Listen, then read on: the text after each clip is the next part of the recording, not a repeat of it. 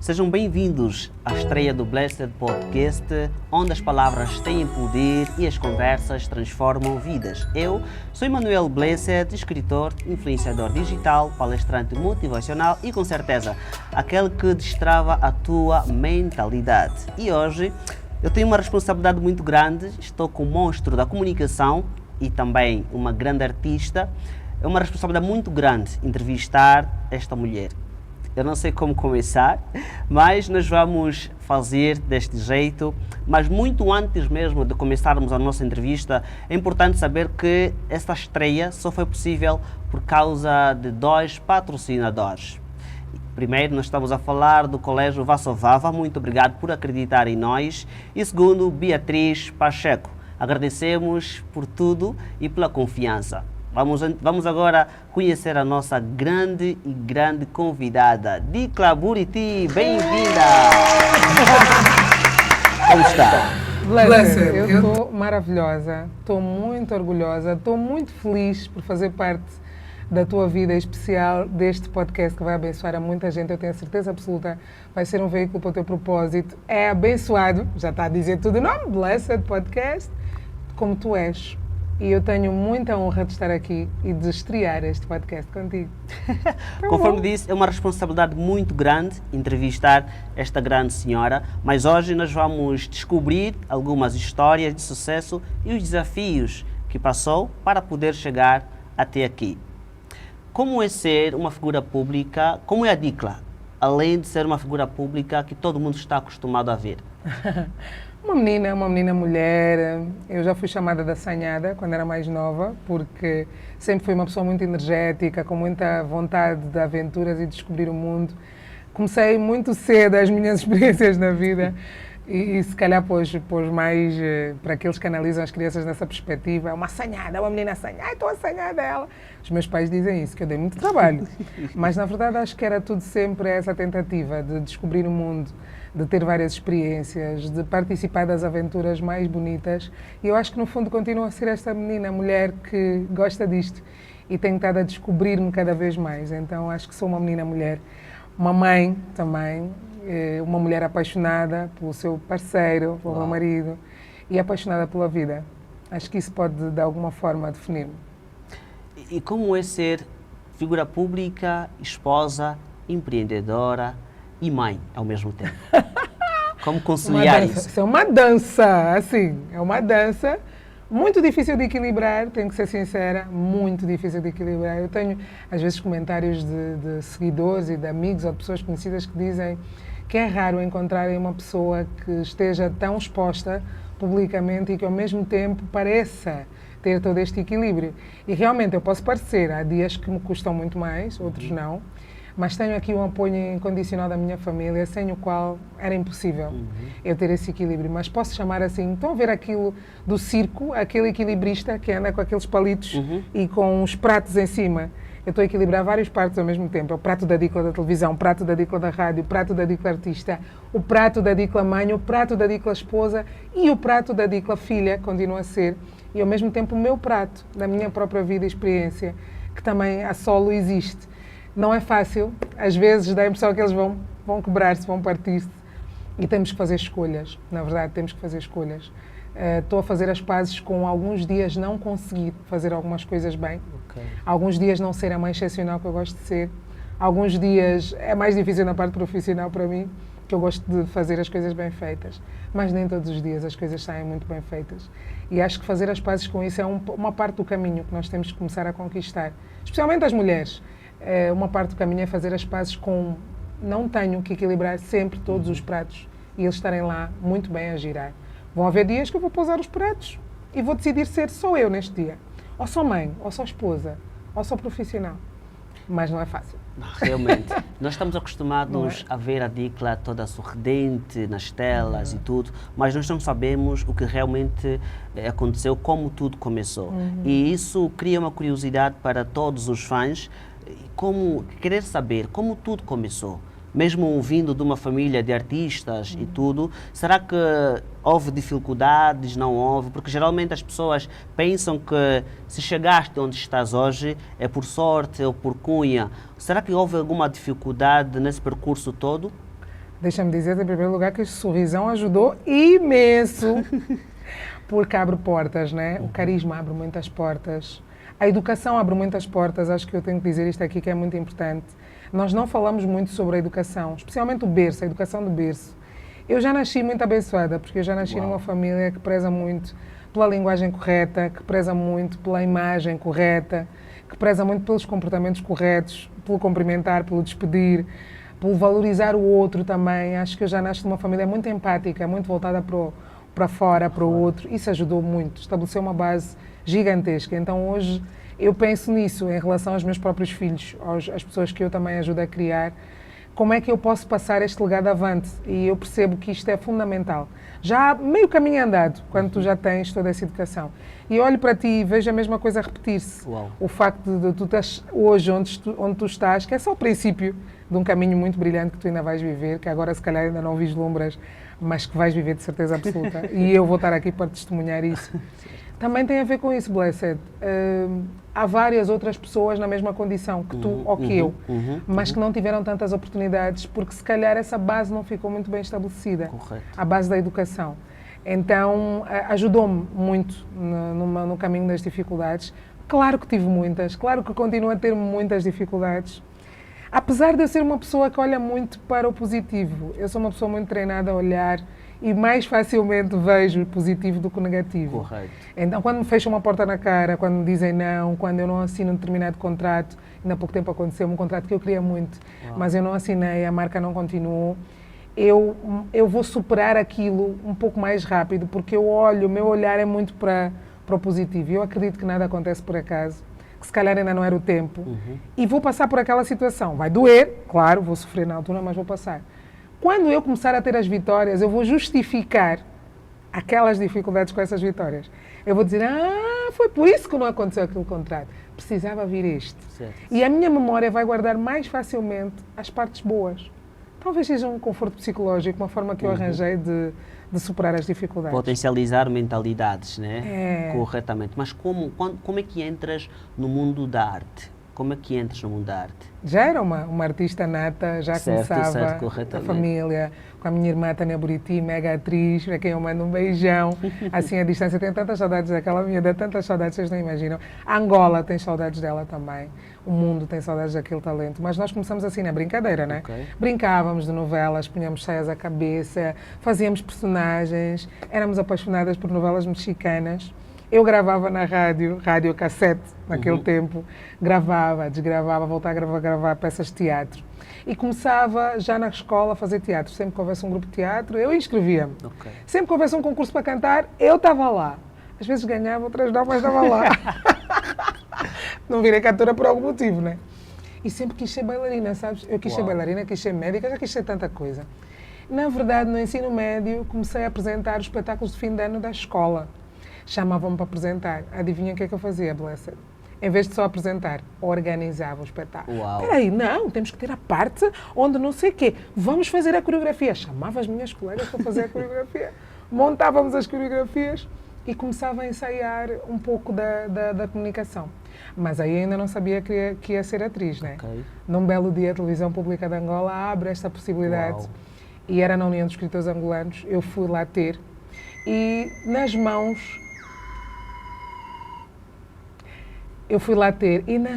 de um mega padrinho, na verdade, se calhar uma chave que foi necessária para eu conseguir virar a minha vida, o Tomás Ferreira, que já foi ator, realizador de cinema e de televisão. Ele convida-me, na altura, para fazer o casting, que já estava fora da época, na Televisão Pública de Angola. Eu acho que tu devias fazer esse casting. E vai até a minha casa e leva o papel da personagem à minha casa, porque eu não atendi o telefone, na altura fixo, e eu vou fazer esse casting. Daí nunca mais parei. Passei neste casting, passei no casting a seguir, passei no outro e tornei-me a primeira protagonista da primeira telenovela angolana, que é a Celina Pereira Carvalho. Não tem como esquecer dessa personagem. E foi aí que tudo começou. Depois evoluiu para os programas, fiz Jovem Mania, fiz Big Brother, fiz Domingo a Mongolê, fiz mega programas como Machariki Mix, Fiz A Tua Cara Não É Estranha, trabalhei em Portugal, na África do Sul, continuo a trabalhar em Angola e agora estou no Zimbabwe, na TV Zim, aos domingos às 14h30. Uau. Sim, é uma grande história, só não te estou a contar tudo porque sei que vou ocupar o tempo todo do podcast, então... Uau. Mas é uma mega história. Com sucesso, com muitos desafios, mas com perseverança. Eu acho que se há uma palavra que define a minha carreira é essa. Eu sou uma pessoa que persevera. Sou uma pessoa que pode cair, levanta-se, sacode a poeira, dá a volta por cima e continua. Estou muito focada em suceder, estou muito focada em deixar um legado forte e estou muito focada no meu propósito. Eu acho que sou uma pessoa que consegue voltar a este foco.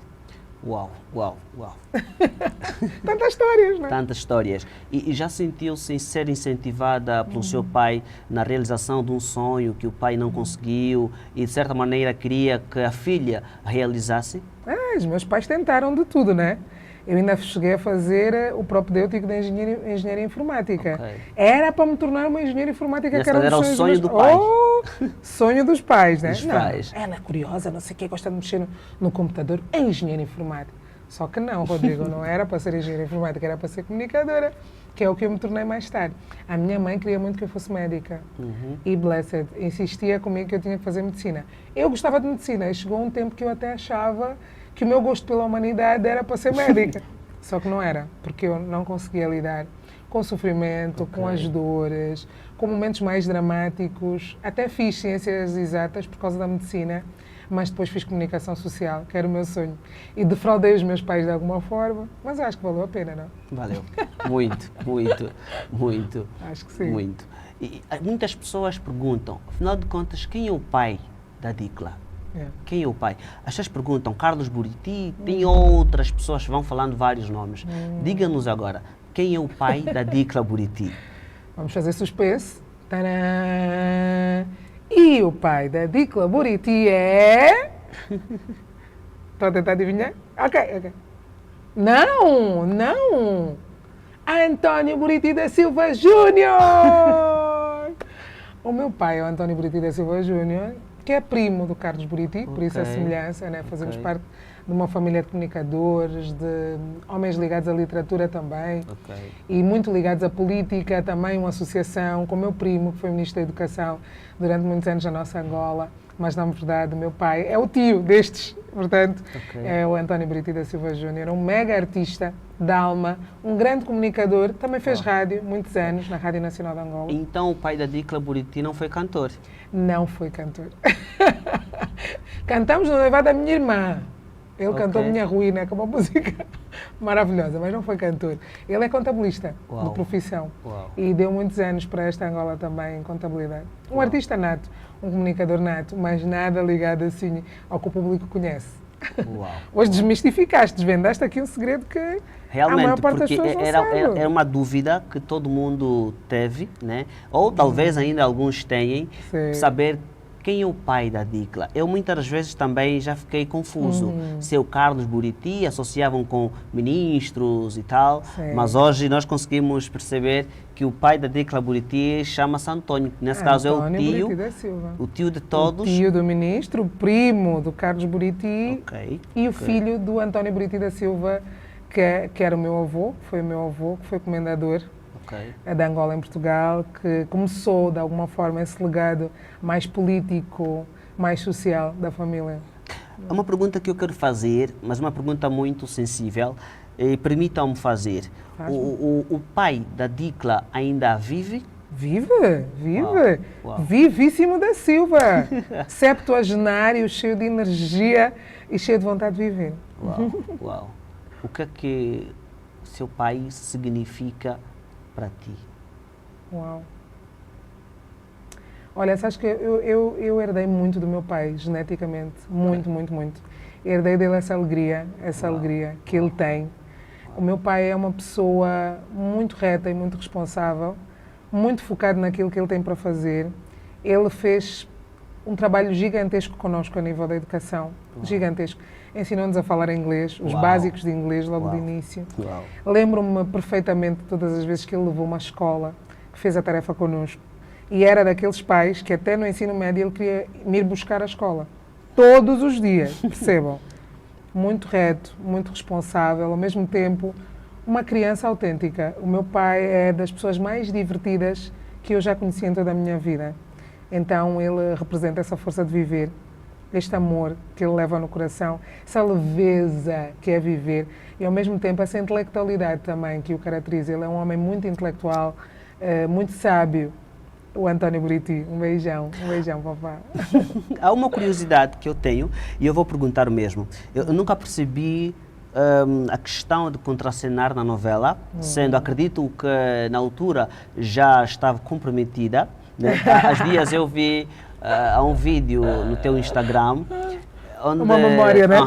Onde estava com o Fred Costa. Com o Fred Costa. Como é lidar? Será que o esposo acha normal? Como é que é isso? Eu queria perceber se os beijos, os amansos nas novelas são reais. Isso é bem bicho. Olha, ele vai trocar o cartão. Pera. Os beijos na novela são reais? Sabes que eu ouvi essa pergunta não sei quantas vezes, foram milhares de vezes. Não, estou a repetir a tua pergunta, porque eu ouvi essa pergunta milhares de vezes. Mas beijo técnico, é mesmo beijo técnico ou não é técnico? É técnico, é profissional, é um beijo feito num contexto muito específico. Mas claro que ele é real, as bocas beijam-se, né? O contacto físico é real. Agora, a emoção dos personagens não é. Vem como não é fácil ser ator ou atriz, porque tu vais beijar a outra pessoa, tu vais envolver-te fisicamente, mas depois tu não tens aquela mesma emoção. E nós estamos, no fundo, a representar aquele personagem, estamos a representar os sentimentos, mas aqueles sentimentos não são reais. Então, beijo é físico. Claro que nós, especialmente no início de carreira, eu tinha 19 anos quando eu comecei a representar, já publicamente, quando eu gravei Vidas Ocultas, tinha 20 anos, se não me engano, e já na oficina de atores, que eram profissionais brasileiros que nos vieram dar na televisão pública de Angola, eles disseram, a gente tem que ensaiar beijo, gente. E eu, como assim? Uma menina de 19 anos. Ensaiar beijo. Vocês têm que estar à vontade, vocês têm que conseguir fazer isso. E nós fazíamos esses ensaios da proximidade. Porque não é fácil, uma pessoa que tu não conheces, de repente, tu não escolheste contracenar com aquela pessoa. E eu e o Freddy tínhamos muita química. E então acabamos por fazer 2 personagens. Fizemos Vidas Ocultas e fizemos Reviravolta, onde éramos um par romântico. E combinávamos algumas coisas, como por exemplo, não vamos fazer beijo de língua. Vamos, pelo menos, evitar essa parte um pouco mais sensível. E no início de carreira, sobretudo, foi assim. Mas depois eu comecei a habituar-me e percebi que dava para separar, pelo menos na minha própria cabeça, a personagem da Dicla, da vida real. Não é fácil, mas dá para separar sim. Mas já trouxe um problema dentro do relacionamento, obviamente? Ciúmes, muitos ciúmes, não só dentro do relacionamento, muitos ciúmes, lidei com isso muitas vezes. Mas o meu marido, ele não acha muito engraçado eu fazer personagens que beijam na boca. Talvez por isso vocês não vão ver representar tão cedo, pelo menos, personagens que beijam na boca. Agora é um pouco mais delicado, porque eu tenho filhos, tenho 4 filhos e os meus filhos já estão numa fase, já são adolescentes, alguns deles, 2 deles são adolescentes, uma é mais pequenina. É muito difícil explicar-lhes essa diferença, essa distinção. Mas sim, é delicado realmente, tens razão.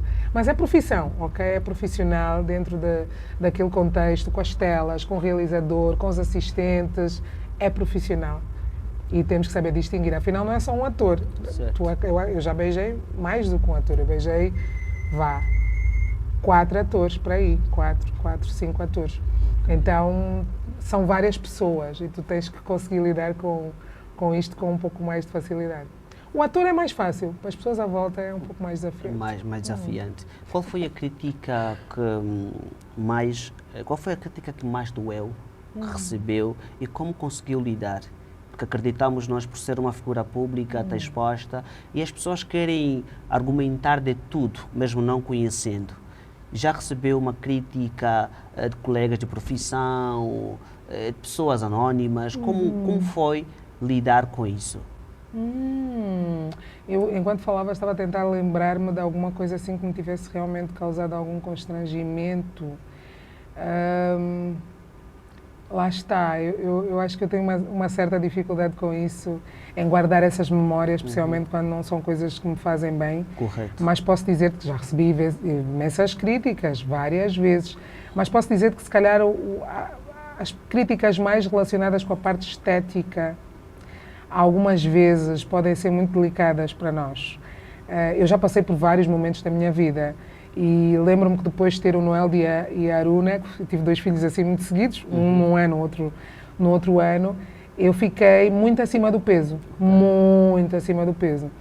E lembro-me desta senhora específica que eu viajei, acho que eu estava na Namíbia, na África do Sul, não me lembro qual dos 2 países, que eu ia muitas vezes para esses 2, e estava numa loja de um shopping e estava uma senhora angolana, por acaso também acima do peso, que é engraçado, e à distância ela veio-me e disse, essa é a Dicla! E dá um grito público, né? Toda a gente prestou atenção. Meu Deus, ela está tão gorda! Está acabada, está assim! A sério? A sério, publicamente. E eu olho para a senhora, eu tenho um delay, eu tenho um espaço de tempo entre receber aquilo que tu me estás a dizer e responder, onde sou muito reativa. Eu penso muito, então eu não sou logo, tu falas e eu pá, já dei. Já. Não sou essa pessoa. E ela falou, e aquilo caiu-me tão mal, na altura caiu-me tão mal. E depois foi numa altura que eu própria estava a lidar com a minha insegurança, tinha-me casado, tinha tido aqueles 2 filhos, já tinha mais uma, portanto tinha 3, e que estava a lidar com isso. Eu ia às lojas e nada me servia. Eu mal entrava na loja, a senhora dizia, não há nada para o seu tamanho. Então tinha que absorver tudo aquilo. Depois, mais tarde, eu pensei, meu Deus, eu devia ter respondido àquela senhora. Primeiro ela estava acima do peso, depois fiz isso com outra senhora, que também tentou fazer mesmo com o comentário, só que eu aí já estava taxada, né? Já estava mais madura. E eu respondi logo, eu não sei o que é que ela me disse, ela falou sobre o peso, e depois disse, tem que se cuidar. E eu disse, já somos 2. A senhora também, temos que nos cuidar, não acha? Olha, quando eu descobrir a dieta, eu conto-lhe, mas dele assim uma. E aí já fui mais reativa, pronto, fui aprendendo a ter uma resposta mais imediata. Mas lembro-me que nessa altura recebi muitos comentários em relação ao meu corpo, ao meu peso, à minha aparência. Não eram críticas construtivas, deixavam-me muito em baixo, mas com o tempo eu fui superando. E hoje percebo que algumas delas até ajudaram-me a fazer um reality check. Eu consegui... Sabes quando a ficha cai? E eu acho que depois a ficha caiu. A minha própria mãe criticava-me e dizia que eu não treinava, que eu tinha que melhorar nesse aspecto. E depois caiu a ficha. E hoje estou aqui, linda e maravilhosa, porque o corpo é uma coisa que se muda. Já o caráter é um pouco mais difícil, né? Para quem critica as pessoas, não é nada que eu aconselho. Acho que nós podemos fazer isso com mais elegância. Outra vez o berço ajuda a educação. Eu não seria capaz de fazer isso com ninguém. Tenho muita pena de quem faz, mas isso diz muito sobre a pessoa. Hoje eu percebo que a raiva que destilam sobre ti, o ódio, as críticas muito negativas, dizem muito sobre a pessoa que te está a criticar. Essa pessoa provavelmente é uma pessoa que tem um problema com o seu próprio espelho, é uma pessoa que tem muitas inseguranças e por isso manda-as cá para fora. Então eu acho que perdoo muito facilmente. As pessoas são assim um pouco mais agressivas e eu já respondo mais à altura porque aprendi que tem que ser, infelizmente, mas percebo que isto vem das pessoas e que não vem de mim. E esse olhar mais para o positivo e mais para os elogios. Sou uma pessoa muito acarinhada, Emanuel, muito amada por ti também, pelo meu grande público. Tenho mesmo a bênção de plantar muito amor aqui nesta terra e recebo em triplo, recebo 1000 vezes mais este amor. E de uma forma geral, sou pouco criticada, pelo menos construtivamente sim, tenho os meus mestres, as pessoas que eu ouço porque representam realmente este patamar. A Luísa Fansoni, Rádio LAC, diretora da Rádio LAC, que para mim é um astro angolano na comunicação, uma professora. Quando ela me critica, eu levo muito a sério, porque é realmente uma pessoa que tem toda uma elegância a fazer isso, mas ao mesmo tempo que representa algo que eu quero almejar na minha vida. Amilcar Xavier, Tomás Ferreira, estas pessoas para mim significam muito. Então, deles eu ouço as críticas com outro ouvido. Hoje já as críticas são vistas como elogios e combustível para catapultar mais aquilo que é a tua personalidade. Sim, as más vão sempre existir, vão estar lá, vão haver pessoas que, muitas há, que vão para o meu Instagram e tentam fazer um comentário pejorativo, eu olho, deleto, bloqueio e sigo. Eu digo assim, eu sou livre de não manter essa energia à minha volta e eu preciso me alimentar de energia positiva, então eu deleto, bloqueio e sigo. Qual é a tua perspectiva ou o teu ponto de vista com relação a um termo que tem se usado muito, teste de sofá? Geralmente fala-se muito sobre isso e geralmente eles dizem, para chegares onde queres chegar, principalmente as mulheres, porque fala-se muito sobre o assédio e tudo, será que, de certa maneira, na tua carreira, tudo quanto já passou, já houve momentos que lhe foi dada uma proposta, o famoso teste de sofá? O que é que nos diz sobre isso? Uau! Esse texto é famosíssimo em primeiro lugar, não é? Em todo o mundo, não é uma coisa só para o nosso contexto angolano ou africano. E claro que eu já recebi muitas propostas, não tão claras, algumas não tão claras, umas mais indiretas que outras, umas mais dolorosas que outras, porque eu já tive até um caso de uma pessoa, um senhor, socialmente conhecido, que obviamente eu não vou revelar o nome, que mandou uma equipa à minha casa para fazer um levantamento do que eu precisava. E depois mandou-me caixas e caixas de presentes. Já estavas com... Já estavas casada? Não estava casada. Mas estava comprometida? Não era comprometida. Foi na altura que eu estava a fazer... Acho que foi depois da novela. Okay. Foi mais ou menos nessa altura. E mandou fazer um levantamento, né? Nós conhecemos-nos num determinado evento. Eu, bom, sempre muito educada, e às vezes a educação pode ser confundida com uma certa aproximação, uma certa confiança. Também tenho estado a aprender sobre isso. E conheci o senhor, uma certa simpatia, afinal, a aproximação tinha outros objetivos. Okay. E, bom, alguns homens, com determinada posição social, acham que as mulheres, que todas as mulheres angolanas, vão por este caminho, ou optam por este caminho. Não estou aqui para criticar e julgar ninguém, cada um faz as suas escolhas, e as consequências também vêm para cada um. Mas eu mandei devolver os presentes que ele mandou para mim, as caixas de presentes. Sabes como? Eu liguei e disse: boa tarde, fulano. Eu recebi 2 caixas de presentes, 2 cestos, assim. Mas eu acho que enganou-se, não eram para mim. Eu tenho quase a certeza que se enganou. E estou a mandar devolver. Pode mandar vir buscar? Não me enganei, eram para si. Não, enganou-se de certeza, não eram para mim. Eu já sabia qual era a intenção. Não foi um caso isolado. Nós recebemos, as mulheres sim recebem muito assédio por parte dos homens, especialmente com determinada condição social e financeira. Eu acho que o texto de sofá não é bom para nós. Eu acho que passar nesse texto não é passar na vida. Porque eu prezo muito a dignidade e eu acho que conquistamos as coisas por nós próprias. Correto. Especialmente quando somos mulheres, porque parece que temos mais a provar, é muito mais interessante. Há processos que nós temos que respeitar para um determinado crescimento na vida. E os textos do sofá, por mais que eles pareçam um caminho fácil, eles depois acabam por ser um caminho ainda mais difícil no futuro. Porque suponhamos que seja uma mulher que tenha aceite o convite para jantar, aquela reunião no hotel, que toda a gente já sabe que não é só uma reunião, vem com uma proposta, aquele envelope que não é gratuito, e que depois passe nesse texto do sofá e realmente tenha o cargo, o lugar, ou só o que ela quer. Como é que ela vai fazer depois? Será que ela tem capacidade para seguir aquele caminho? Certo. Será que ela tem os critérios que são necessários para seguir aquele caminho? Por quanto tempo é que ela se vai manter naquela posição? Será que ela consegue ascender naquela carreira?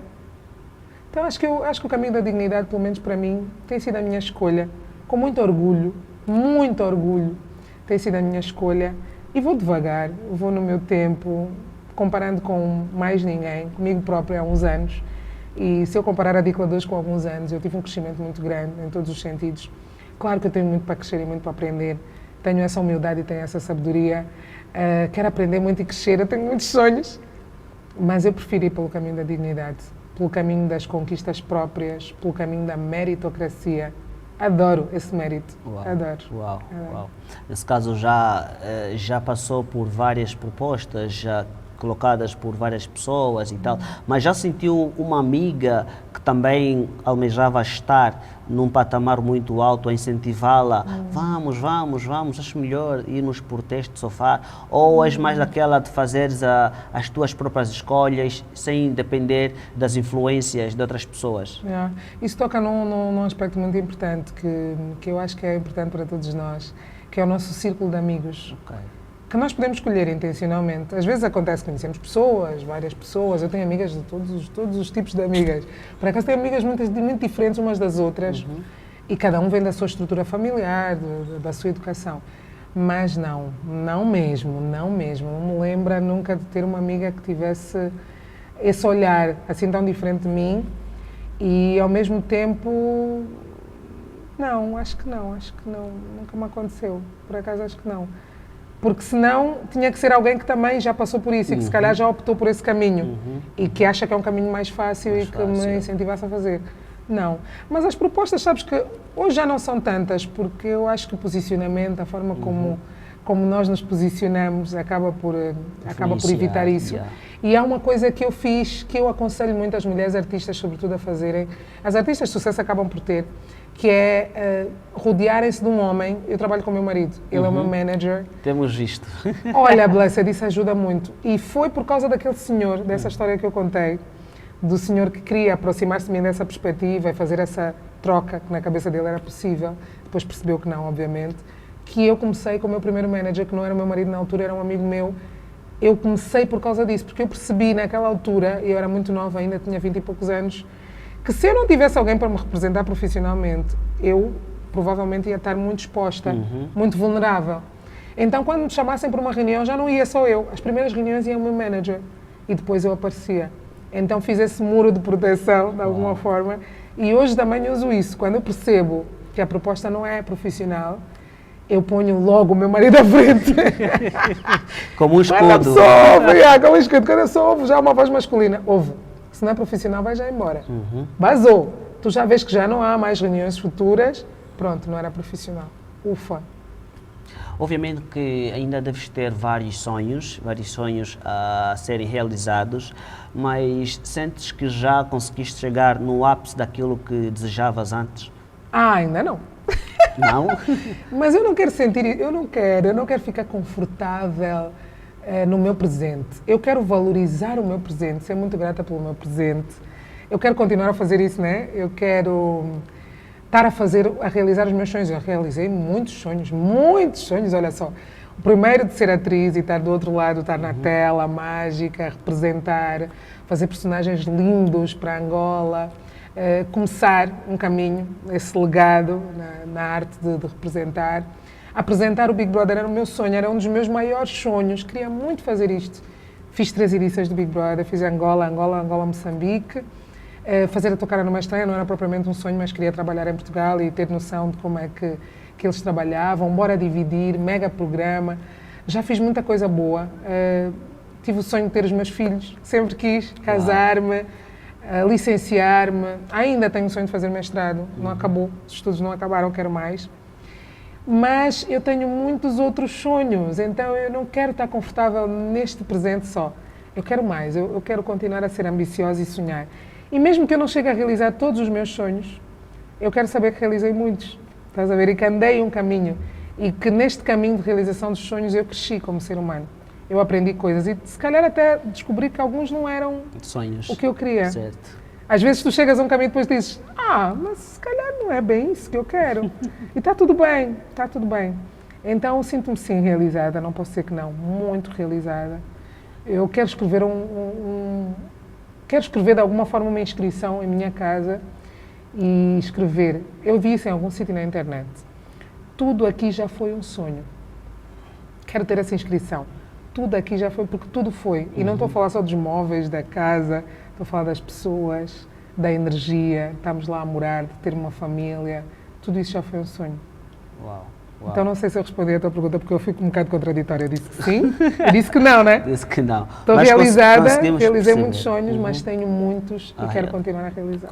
O que é que mais te apaixona na tua profissão e na tua vida? Tocar nas pessoas. Uau. Hoje eu sei que é tocar nas pessoas. Se tu me perguntasse isso há alguns anos, eu ia devagar, dar montes de respostas, mas hoje eu sei que tocar nas pessoas, porque isso junta a DICLA representação, a DICLA comunicação, a DICLA o meu lado humano, que era tal que eu achava que era médica, porque eu queria curar as pessoas e eu queria que as pessoas estivessem bem. E o meu lado social. E eu faço muito do meu lado social, que as pessoas não sabem, a maior parte não sabem, mas eu faço. E quando eu faço, eu percebo que é isso. Eu, afinal, só preciso ser... Eu vou fazer um contrato com Deus. Com Deus. Deus, tu precisas abençoar-me, né? Precisas pôr-me aqui, porque se eu estiver aqui, quanto mais acima eu tiver, mais pessoas eu consigo ajudar. Corretamente. E então eu sinto que a comunicação, a arte são um caminho para eu me posicionar, para inspirar outros e para tocar outras pessoas. Uau, uau. Sentes que a valorização das pessoas é o melhor investimento a ser feito? Oh, não tem preço. Uau. Tu podes ganhar todos os prémios do mundo, mas se tu não tiveres o carinho do público, se tu não tiveres o amor do público, tu sabes, tu mesmo, deep inside, tu sentes-te vazio, não é? Porque tu sabes que falta alguma coisa. Porque para que é que nós trabalhamos? Para vocês, para o público. Corretamente. Então, tocar nas pessoas, tocar e inspirar as pessoas. O meu Instagram, por exemplo, para mim é uma plataforma de inspiração. Muito. E também ao mesmo tempo de trabalho de casa, porque eu, ao mesmo tempo que estou a inspirar, eu tenho que ser mais, né? Então, se eu tenho que ser mais, eu tenho que me policiar. O Instagram é um policiamento também que eu faço comigo própria, para crescer mais, para poder mostrar coisas melhores, não é? Uau. Para poder inspirar mais pessoas. As pessoas, uau. Uau. É muito bom, muito bom saber que tens esta amabilidade de tocar os corações das pessoas e ajudar sem olhar a quem. Porque, na verdade, muitas pessoas acham que só podem ajudar se tiverem muito. E da última vez que estivemos juntos ao programa, disseste que o Emanuel ajudou, mas não precisou ter condições financeiras. E é sobre isso. Incrível. A gente ajuda, mesmo não tendo condições financeiras.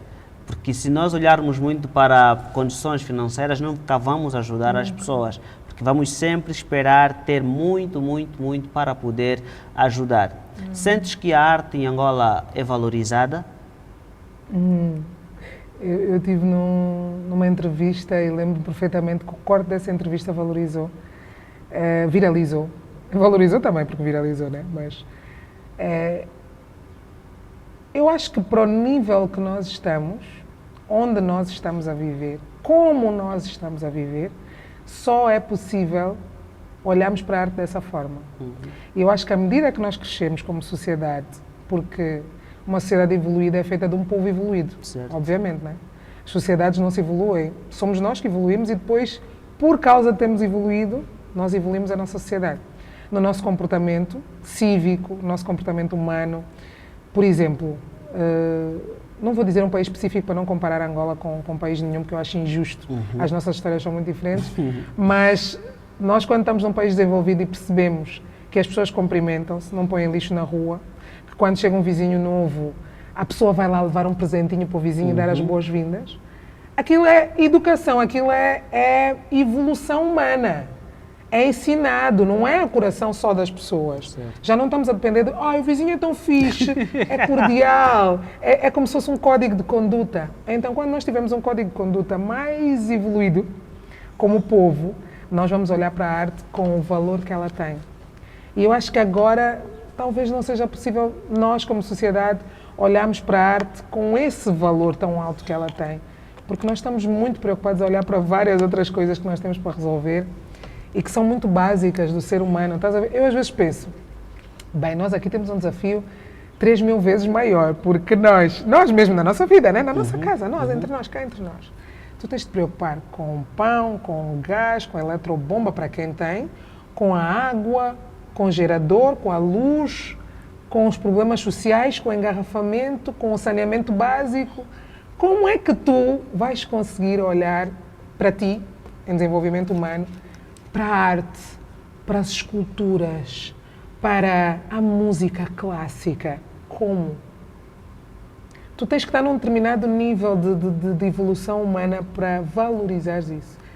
Como a pirâmide de Maslow, né? Quando tu estás lá em cima no topo, tu já estás na autorrealização e tu já olhas para tudo. Por isso é que as pessoas depois, quando evoluem até financeiramente, porque a nossa evolução também precisa ser financeira, né? Para Angola, nós também queremos uma Angola rica em todos os sentidos, onde os angolanos são realmente ricos, não só em estatísticas.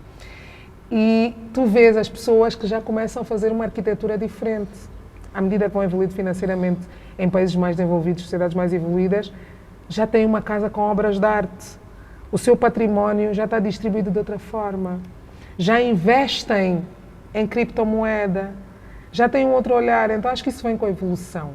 A nossa arte está valorizada no nível que nós estamos e vai ser mais valorizada à medida que nós fomos crescendo também. Fomos evoluindo como seres humanos. Uau.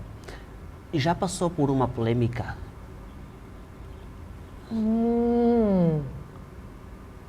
Já. Já? Conte-nos um pouquinho sobre Estava-me a isso. lembrar agora de uma recente, que foi familiar, que eu não vou falar tudo aqui para não alimentar e trazer uma outra, que foi familiar, teve a ver com a minha dinâmica familiar, digamos assim, porque senão já vou estar a dizer tudo. Mas eu percebo que há vários tipos de pessoas. Eu não sou uma pessoa polémica, porque eu não alimento polémicas também, mas porque a minha postura social não é para esse caminho, né? Se eu quiser, posso me tornar uma pessoa polémica, né? Não é um caminho que tu podes escolher. Não gosto muito de polémicas, não gosto de estar envolvida, então o que é que eu faço? Quando começa uma polémica sobre mim, eu não respondo. Ok. Porque tu tens esse poder e quando tu não respondes, tu fechas a porta, tu não alimentas, tu não pões mais lenha na fogueira, tu não pões mais petróleo naquele fogareiro, então as pessoas vão se calando aos poucos até o fogo se extinguir. E eu acho que é a minha forma de lidar com polémicas. Claro que se elas forem muito desafiantes, né, depois eu também tenho que lidar com as minhas próprias emoções. Mas muitas figuras públicas usam a polêmica para poderem estar nas mídias e tudo. Será por falta de propósito, de foco, ou simplesmente porque estas pessoas escolheram serem polêmicas? Tu fizeste uma pergunta espetacular, porque é sim totalmente verdade. Polêmica é um caminho para algumas pessoas adotam isso como um caminho. O público adora. O público, eu quando vejo criticarem alguns influencers assim mais muito polémicos, eu vejo as críticas, acho tão engraçado, porque quem alimenta estas pessoas é o público, ou seja, o público gosta de polémica de uma forma geral. O nosso público adora um babado, né? Os angolanos gostam de novela. Gostam de novela. Uma novela com vários capítulos, não é à toa que as novelas aqui fazem muito sucesso, novelas brasileiras e angolanas. Então acho que o público alimenta isso. Mas sim, as pessoas escolhem como um caminho às vezes conscientes, outras vezes inconscientes, porque há pessoas que é o caráter. Pessoas que discutem com muita facilidade, por exemplo, é o caráter delas. Então, mais facilmente vão estar conotadas com polémicas. Agora, quando a polémica começa, há uma escolha, é alimentá-la ou não. É um caminho, mas para mim não é um caminho. Para mim não é o caminho. Eu acho que tu olhas mais para o teu propósito, tu olhas mais para o teu crescimento, menos para a fama e mais para o teu próprio crescimento profissional. Tu não precisas de polémica para alimentar a tua carreira. Não precisas. Mesmo. Uau. Não. Uau. É importante isso porque milhares de pessoas acham que polêmica tem sido a via para poderem atingir os seus objetivos e depois acabam por inventar coisas que não existem, porque nós já acompanhamos várias figuras públicas que foram inventar polêmicas para poderem chegar até onde eles estão agora. Às vezes funciona, mas é como o texto do sofá. Será que é consistente? Será que te ajuda? Depois tu consegues, depois, ficas muito famosa, ficas famosíssimo, ficas muito famosa. A pergunta é depois. E depois? Agora já és famosa, e o que é que tu vais fazer com essa fama? Eu gosto muito de fazer essa pergunta a mim própria. O que é que eu vou fazer com isso? Às vezes, por exemplo, tenho uma rede de networking, né? Tenho muitas pessoas conhecidas, em cargos específicos. O que é que eu vou fazer com isso? Não é sobre ter. Sou famosa. Ai, quero muito ser famoso, Dicla, quero ser famoso, vou cantar. Tá bem. Tá bem. És famoso, e agora? O que é que tu vais fazer com a tua fama? Se tu não tiveres a tal estrutura, o talento que sustente isso, a competência que sustente isso, o profissionalismo que sustente isso, a responsabilidade que sustente isso, não vai durar. Por isso é que nós vimos muitas polémicas com pessoas que se tornaram muito conhecidas, mas depois acabou. E mais, pessoas que habituam o público à polémica têm um outro problema. Quando elas já não estão a ser polémicas, o público vai embora. O público adora quando elas estão... A fulana já não está falando não sei o quê. Tipo, perdeste a graça, estás a ver? Perdeu a graça, vão-se embora. Uau. Mas com o talento, com o profissionalismo, com a competência, tu tens o público, ele fica 20 anos, ele fica 30 anos, 40 anos, 50 anos. É consistente. E mais importante, tu deixas o teu legado, tu deixas a tua marca no mundo. Tu não vais ser só a Dicla que não sei o quê. A Dicla que falaram de não sei o quê, falavam de não sei o quê dela, né? Acabou, isso acaba rápido. Muito. Tu vais ser consistente. Acho que isso é muito importante. A pergunta que não se quer calar: quantos anos de carreira a Dicla tem e como foi manter estes anos todos? Uau! Olha, são 25 anos de carreira. Eu, quando vi este número assim redondinho, eu disse: uau! 25 anos. 25 anos quer dizer que...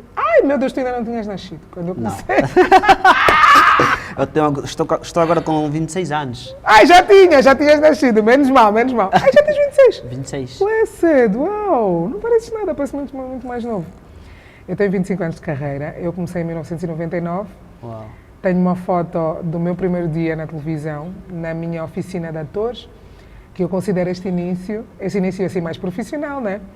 E realmente é uma vida, é um tempo para se ter muitas experiências. Eu testei-me em vários lugares, multi-talentos na perspectiva artística e comunicacional. Hoje sou mestre de cerimónias, Uau. sou apresentadora de televisão, como vocês sabem, sou locutora de rádio e realizadora de rádio. Trabalho como influencer para as páginas sociais, sou filântropa, tenho a parte social, dou a cara como embaixadora para Aldeias SOS Criança e também sou embaixadora da WICI, que é uma Câmara de Comércio e Indústria, que é entre a Índia e a Angola. E sou embaixadora para a paz pela OASP Angola, que é uma organização internacional. Então hoje tenho assim essas múltiplas funções que na verdade foram crescendo à medida que a minha carreira foi avançando e tenho muito orgulho destes 25 anos, de toda essa trajetória. Como eu já disse, com muitos erros, muitos, senão não tinha crescido, não tinha aprendido, com muitos sonhos ainda por realizar, entre os quais representar Angola a nível internacional, na comunicação. É um sonho, mas também um objetivo que tem sido a vindo a ser traçado. Por isso é que eu quero estudar mais, quero ser mais valiosa, quero ser mais para ter mais. Certo. Prosperar financeiramente também é um objetivo meu. Como eu já disse, quanto mais eu cresço, mais pessoas à minha volta vão crescer. E também tenho esse sonho. E abrir a minha fundação. Uau. Que eu quero ter uma fundação. Eu sei que para ter uma fundação eu preciso ser maior, também no sentido financeiro, mas eu vou chegar lá. Uau. Enquanto isso, presto o meu apoio de várias formas, socialmente falando. Muito obrigado mesmo. Mas antes de nós terminarmos a nossa primeira cena, o nosso primeiro episódio, né? Nós gostávamos que olhasses para a câmera e deixasses algumas palavras para as pessoas que também têm sonhos, para as mulheres que desejam um dia chegar ao ápice das suas carreiras. E ouve-se muito sobre o texto sofá, como já falamos também, as dificuldades. O que é que a Dicla diria para estas pessoas? Uau! Olha, primeiro deixa eu dizer que foi um prazer absurdo estar aqui. Amei cada pedaço. Estou muito orgulhosa do Emmanuel Blessed. Estou muito orgulhosa desta conquista dele. Uma das várias que ele vai conquistar, volto a dizer várias vezes e deixo aqui registada em câmara. E para todas as mulheres e homens, porque não, da Angola. Os homens, apesar de... podem não sofrer assédio especificamente, mas têm uma pressão social muito grande para o sucesso, para suceder. As mulheres têm uma responsabilidade porque, geralmente, especialmente em África, não foram educadas para o sucesso, mas acho que é mundial. Não fomos educadas especificamente para seguir o caminho do sucesso apenas, especialmente profissional. Temos mais desafios quando somos mães, quando somos esposas. Temos que continuar a tratar todas as áreas da nossa vida, ainda a cuidar de nós, da pestana, do pé, do dedo, da unha, da roupa, da estética, dos olhos, do cabelo. Então temos aqui esse desafio. Mas olha, mulheres de Angola, homens de Angola, tudo é uma escolha. Nós escolhemos e podemos escolher, porque Deus deu-nos livre-arbítrio. Perceberam? Que até a adoração é uma escolha. Nós podemos adorar, não adorar. Podemos acreditar, não acreditar em Deus. Então tudo é uma escolha. O que é que nós vamos escolher? Eu acho que se for com a intenção, se nós tivermos uma intenção por trás de cada escolha, o nosso caminho fica um pouco mais fácil. Não é perfeito. O meu não é. A minha vida não é perfeita. Eu tenho um monte de problemas. Tenho. Não parece, Dicla, eu sei. Mas eu tenho muitos problemas. Só que eu escolho olhar para o lado positivo da vida. Eu escolho olhar para a minha vida como uma missão. Eu estou aqui com uma missão. Eu escolho as minhas missões e eu vou à luta. Eu escolho acordar todos os dias e eu escolho continuar. Eu escolho cair, levantar e continuar e seguir. O que é que tu escolhes? O que é que tu estás a escolher? Mais uma vez, muito obrigado mesmo pela tua presença aqui no Blessed Podcast, por ter aceitado a nossa estreia. É um prazer enorme mesmo, é uma responsabilidade muito grande. E para você que ficou até aqui, siga as nossas páginas no Facebook e no Instagram e inscreva-se também no nosso canal do YouTube, Emmanuel Blessed as minhas páginas pessoais e Blessed Podcast 25 no YouTube, Blessed Podcast no TikTok e no Facebook. Obrigado pela tua audiência e contamos contigo nas próximas ocasiões. Obrigado.